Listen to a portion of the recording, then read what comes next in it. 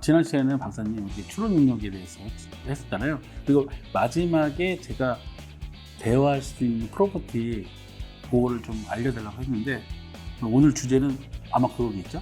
네네. 질문 기술, 네. 프롬프트 엔지니어링에 대해서 한번 이야기를 좀 해볼까요?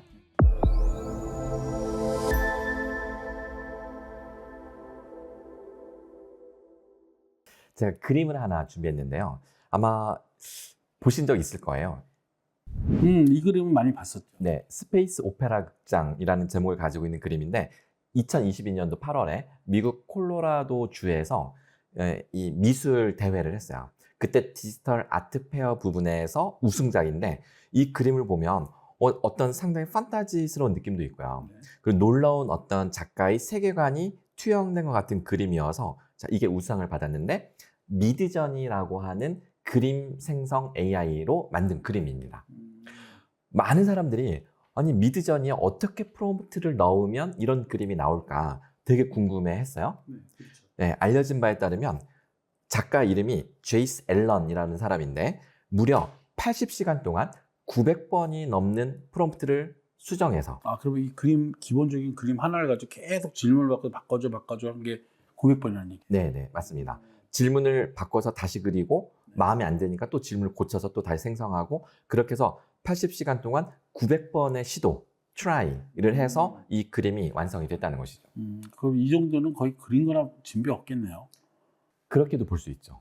사실은 우리가 이제 붓으로 그림을 그린 게 아니라 프롬프트로 그림을 그렸다. 그런데 그래 80시간 동안 900번을 고쳐서 하면 정말로 내가 붓으로 그린 것처럼 상당히 노력이 들어갔겠구나라는 생각이 들죠. 그럼 그 그림을 그리면서 약간 묘사도 바꿀 거고 이렇게 바꿔줘 저렇게 바꿔줘 계속 들어가서 생각이 계속 들어간 거 아니에요? 맞습니다. 내 생각이. 머릿속의 이미지를 언어로 계속 구현을 한 거죠. 그렇죠. 그래 많은 사람들이 그 프롬프트를 궁금해했습니다. 하지만 이 작가가 그 프롬프트를 공개를 거부해서 많은 사람들이 궁금해했지만 프롬프트가 중요하구나. 야 우리도 이걸 배워야 되겠다. 이거 훈련이 필요한가? 이제 이러면서 프롬프트 엔지니어링이라는 말이 일반인들에게 널리 이제 회자되기 시작을 했습니다. 근데 사실 이 프롬프트 엔지니어링이라는 말은 원래 이런 가벼운 의미가 아니라 원래 생성형 AI를 학습시키고 훈련시킬 때 사용되는 개발자들의 용어예요. 원래 우리가 지금 쓰고 있는 챗GPT의 버전이 GPT-3, GPT-4 그리고 이제 이번에 GPT-4.5가 나왔죠. 네. 이제 곧 GPT-5도 나온다고 하고 근데 그러면 GPT-2도 있었겠죠. 원도 있겠죠. GPT-1도 있었겠죠. 2018년도에 GPT-1이 나왔고 2019년도에 GPT-2가 나왔는데 그때만 해도 챗GPT가 사람의 말을 잘 못 알아들었어요. 왜 그러죠? 인간의 뇌 구조를 본따서 만들긴 했는데 말하자면 뇌 용량이 작은 거죠. 그래서 아무리 학습을 시켜도 이 정도면 충분하지 않을까 하지만 얘가 말귀를 잘 못 알아들어요. 그럼 뇌 용량을 좀 키워보자. 인간의 시냅스가 100조 개인데 GPT-1은 약 1.15억 개 정도밖에 안 돼요. 약 1억 개 정도. 그러니까 100조 개와 1억 개는 뭐 비교도 할 수 없을 차이죠. 그래서 이거를 그럼 15억 개 수준 늘려보자. 10배를 늘렸어요. 근데도 말귀를 잘 못 알아들어요. 그런데 어쩌다가 챗GPT가 말귀를 알아들을 때가 있어요. 언제요? 그냥 우연히 이렇게 질문하니까 얘가 간단하게. 뭐 간단하든 안 하든 이렇게 질문하면 얘가 알아듣고 어떻게 질문은 못 알아듣고. 어떻게 하면 못 알아듣고 그럴 때 챗GPT가 알아듣는 그 질문의 목록을 많이 우리가 뽑아 놓으면 나중에 유용하게 쓸 수 있잖아요. 그렇죠. 챗GPT한테 뭔가 얻어내려면 이런 질문 목록 중에서 내가 하면 빨리빨리 답이 잘 나오더라. 이 질문 목록을 많이 만들어내는 사람들을 프롬프트 엔지니어라고 합니다. 그 사람들을 칭하는 게 프롬프트 엔지니어링. 네네네. 그러니까 챗GPT가 알아들을 수 있는 질문을 많이 찾아내는 게 중요했으니까요. 그래서 그 사람들의 그 몸값도 막 연봉이 뭐 4억 원이다 막 이런 얘기들이 막 있었던 거예요. 하지만 챗GPT가 말귀를 못 알아들을 때 필요했던 기술이 프롬프트 엔지니어링이라면 챗GPT가 이제는 너무나도 말귀를 잘 알아듣고 심지어 대화를 해보면 이 챗GPT가 내 머릿속을 휘짓고 다닌 것처럼 너무나 내 의중을 잘 알아듣고 답변을 해준단 말이에요. 공감을 너무 잘 해준단 말이죠.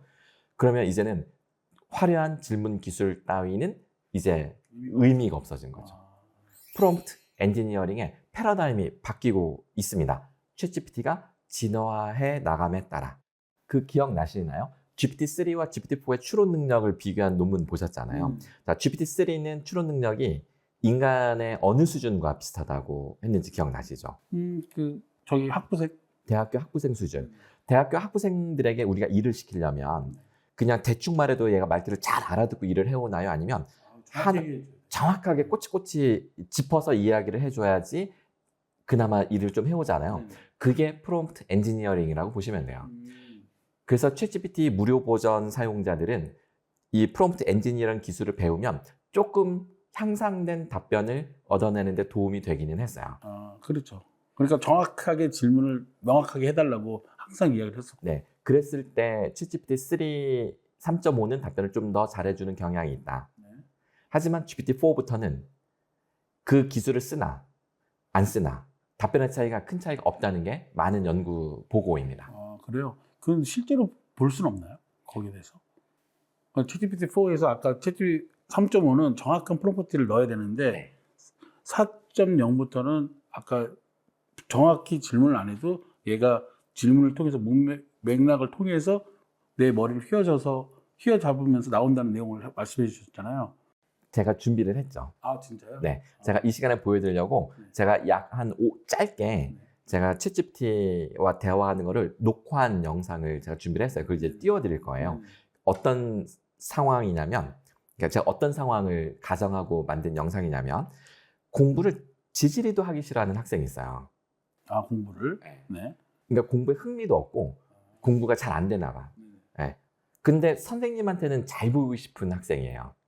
선생님한테 잘 보고 싶은데 공부를 하기 싫어. 네. 그럼 선생님 입장에선 그 학생이 되게 짠하고 안타깝잖아요. 근데 뭔가 성적을 잘 주고 싶지만 숙제를 해와야 주잖아요. 그렇죠. 뭔가 내야지 점수를 주잖아요. 그렇죠. 어느 날 선생님이 답답해서 이렇게 말을 하는 거예요. 야, 숙제를 해와야 선생님 점수를 주니까 너 집에 가서 챗GPT 있지? 챗GPT를 써서라도 해와. 챗GPT가 다 해준대잖아. 그랬더니 이 학생이 네 하고서 이제 집에 갔어요. 자, 그러면 컴퓨터 앞에 딱 앉았겠죠? 챗GPT를 딱 열었는데 일단 얘는 질문할 줄도 몰라요. 한숨부터 푹 쉬면서 그렇죠. 자, 이제 대화를 하겠죠? 자, 제가 그런 상황을 가정해서 만든 영상인데 먼저 영상 보시면 제가 다른 부연 설명 안 해도 이 영상 하나로 다 이해가 되실 겁니다. 프롬프트 엔지니어링 필요가 없구나. 영상을 한번 보실까요? 네네.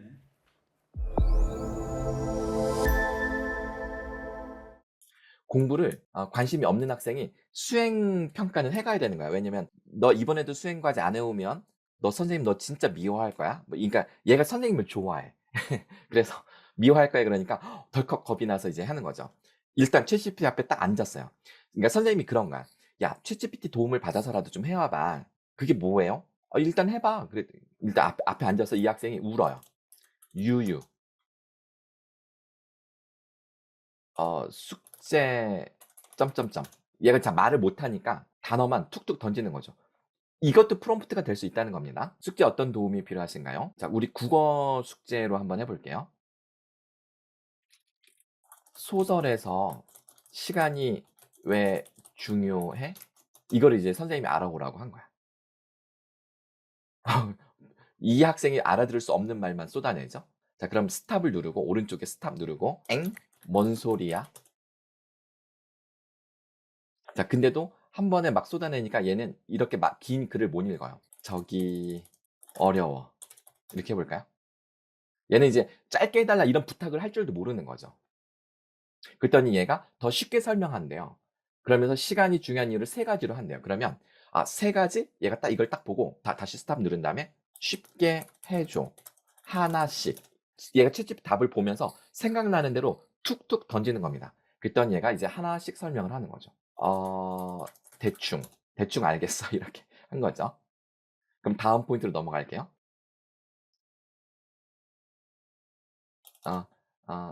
대충 알겠어. 얘가 이제 문장 맞춤법도 좀 약해서 이렇게 오타예요. 근데 상관없어요. 오탈자 전혀 중요하지 않다라고 했죠. 얘는 단어와 단어 사이에 맥락 관계를 파악해서 언어를 이해하고 말을 지어내기 때문에 오탈자는 전혀 중요하지 않습니다. 문법도 전혀 중요하지 않습니다. 오케이, 자 됐죠. 그러면 얘가 이제 챗GPT가 너무 잘 도와주잖아요. 우와, 고마워. 너 근데 나 말 잘 못하는데 유유 이렇게 하고, 나 선생님 좋아. 근데 말을 못하겠어. 얘가 챗GPT가 너무 잘해주니까 갑자기 얘한테 상담을 시작하는 거예요. 왜냐면 너무 잘해주니까 얘가 이제 인격으로 느껴지는 거죠. 그럼 또다시 스탑을 누르고, 아, 어려워.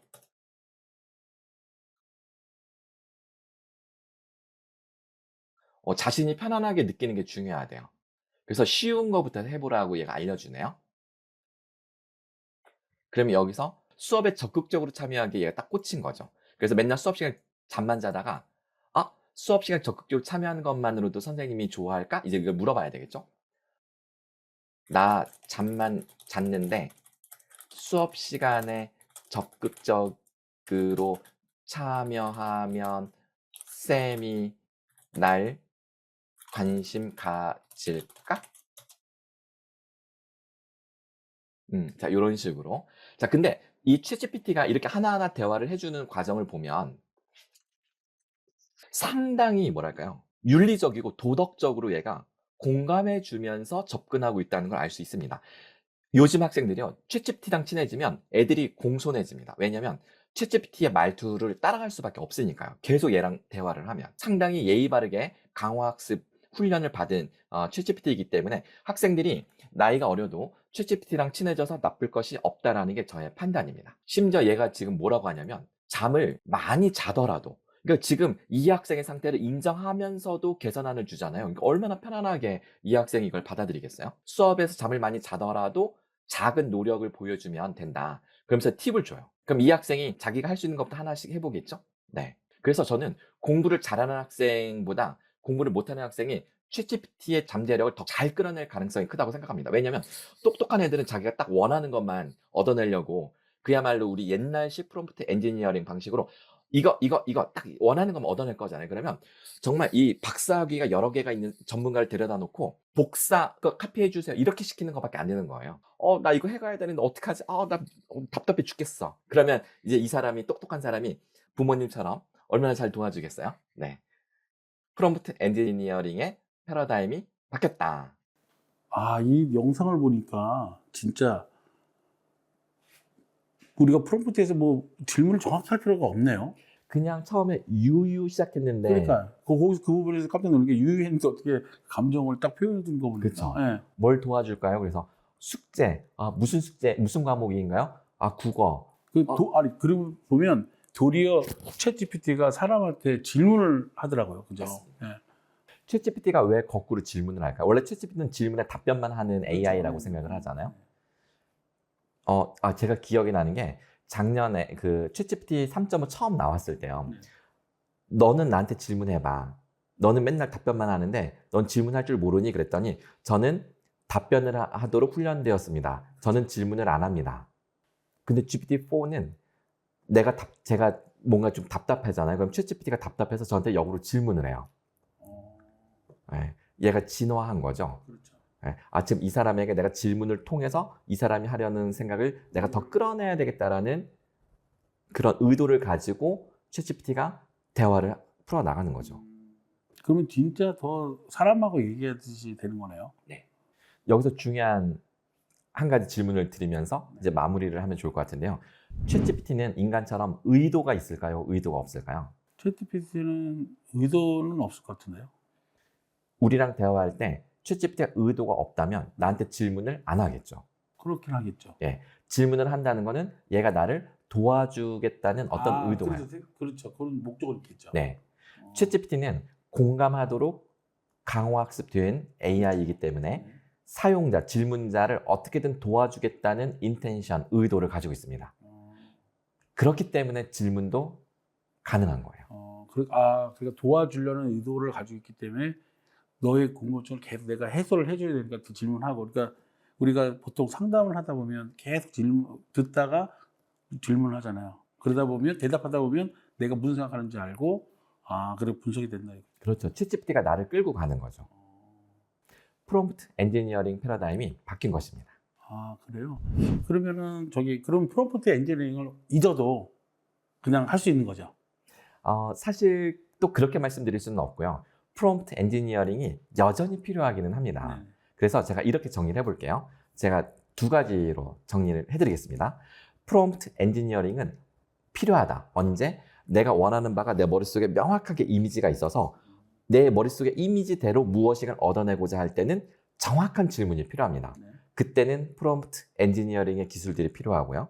하지만 창의적인 답변 또는 심도 있는 토론을 원한다. 챗GPT에게 나의 지적 파트너로서 나의 생각을 발전시키는 데 도움을 받고 싶다. 그때는 어떤 최적화된 질문이 아니라 무작정 질문을 던지는 집요함이 중요하다. 이렇게 말씀드릴 수 있겠습니다. 내가 뭔가를 얻으려고 딱 질문을 정해졌어. 그럼 프롬프트 엔지니어를 정확히 넣었어. 그러면 원하는 답이 나오고 끝낼 수 있겠지만 내가 무언가를 알긴 아는데 저게 뭔지를 잘 몰라. 그러려면 계속 질문을 통해서 알아나간다. 그 얘기죠. 오, 정확한 이해입니다. 아, 말씀 잘하셨어요. 네. 그럼 지금 이 영상을 보시는 분들은 컴퓨터를 켜놓고 내가 무슨 생각을 하는지에 대해서 한번 이렇게 한번 챗GPT4하고 대화를 나누는 것도 좋을 것 같네요. 그죠? 네네. 지금 자꾸 툭 튀어나오죠. 검색이라는 말이. 네, 그렇죠. 우리가 챗GPT가 우리나라에 소개될 때 오리엔테이션이 잘못돼서 그래요. 아, 검색 패러다임을 바꾼다 뭐 이런 식으로. 음. 그래서 제가 그 다음에 이어서 말씀드리고 싶은 게 뭐냐면 사실 챗GPT가 나왔을 때 가장 긴장한 회사가 구글이잖아요. 그렇죠. 그 구글이 너무 다급한 나머지 섣부르게 구글 바드라고 하는 새로운 생성형 AI를 출시했다가 구글 시가총액 140조 원을 날릴 정도로 손실이 되게 컸어요.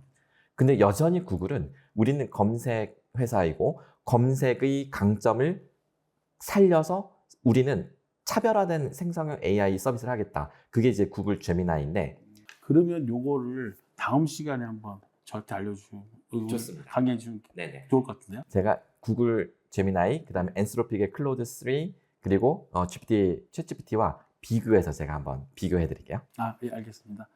오늘도 수고하셨습니다. 네, 네, 감사합니다. 네.